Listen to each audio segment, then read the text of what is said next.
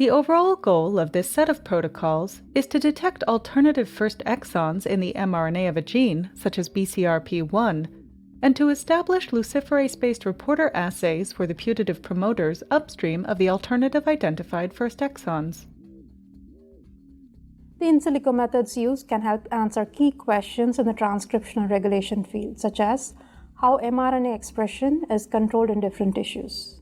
The main advantage of this technique is that it uses publicly available genetic data to identify alternative first exons in the mRNA of a gene of interest, which implies alternative promoter usage.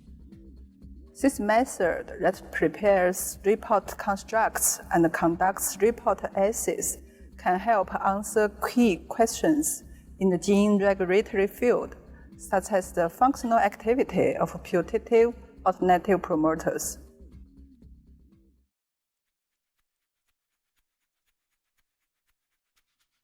To begin this procedure, obtain the sequence for mouse Bcrp1 exon 2 by inputting the mRNA reference sequence ID into the search window of the Ensemble Genome browser and click Go. Next, select a full-length sequence that contains 16 exons.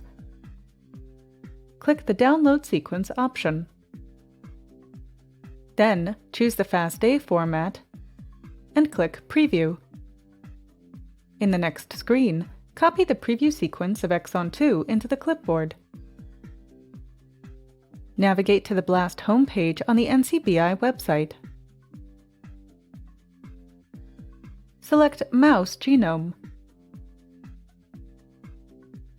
Paste the exon 2 sequence from the clipboard.